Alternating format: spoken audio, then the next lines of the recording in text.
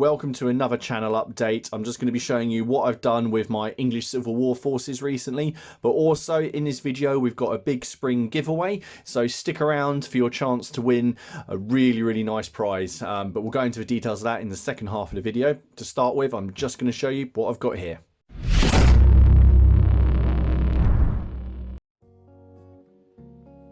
So, those of you who follow the channel know that I'm kind of working on multiple projects simultaneously. I'm working on my Wars of the Roses Kingmaker project, which is still well underway. Look, I can prove it, just in case anyone doesn't believe me.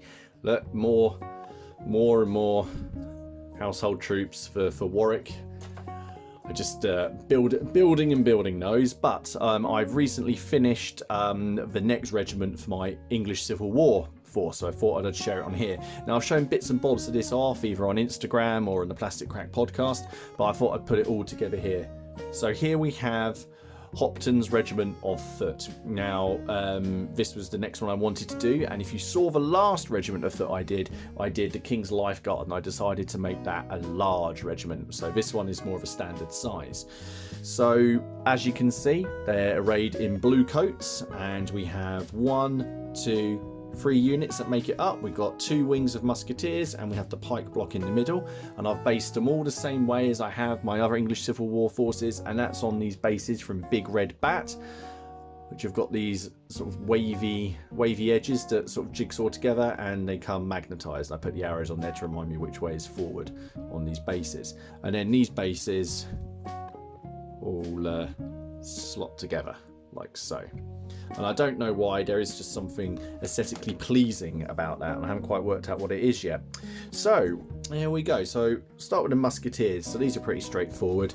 As you can see, Hopton's regiment, which was active from about 1643 to 46 in the First Civil War, they wore blue coats. So there we go, nice simple. Now I'm used to painting loads and loads of blue in my Napoleonic games, and it's quite a rich blue, and I didn't want that here. I wanted more of a faded light blue. So this is actually the Citadel colour Nighthawk Gloom. It's like a wash, I think it's a technical paint, and I just washed that over a already blue base coated model, and it just gives it a really nice sort of faded colour, and it's not so stark. And then dry brushed everything with deck tan and other lighter browns just to weather them in. So there we go. So there's 1 unit of musketeers, as you can see, same basing scheme as you've seen before. And is it this regiment? No, it's not this one here. Is it this one here? Yes, it is this one here. Sorry, I couldn't see him for a second there.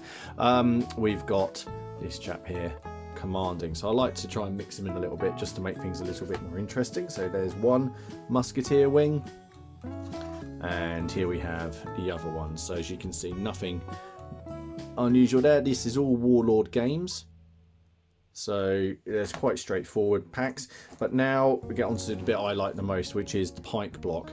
Now, those of you that have seen my Lifeguard pike block will know that I've broken this down into 3 stands as well.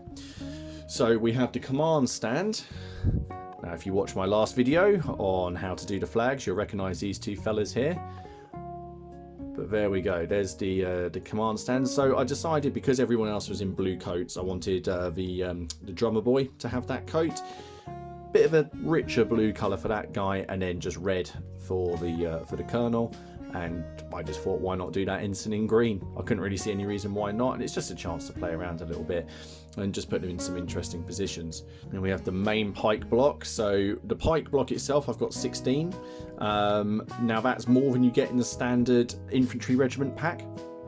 So I got some extra frames and just mix and match. And it's basically because I don't want my command squad actually in the unit. I want to have them removable, so at the start of the game, or if they're in march, I can have them at the head of the column, and then when the battle starts, as they would then go to the back, so I can just separate them out. It always seems weird to me when they're in the front ranks and they're coming in like this, and your opponent will come in like that and it'll just skewer them. So yeah, that's just a personal choice. But here are the pikemen, still all Warlord games. So I've just tried to sort of keep them in a sort of a similar pattern to the way I did my Lifeguard in the red, by adding sort of chevron markings onto the pikes, and but also adding this base onto the front with the charged pikes, so that we don't have this problem when the units meet, that they can't stand opposite each other, because the pikes will be getting in the way.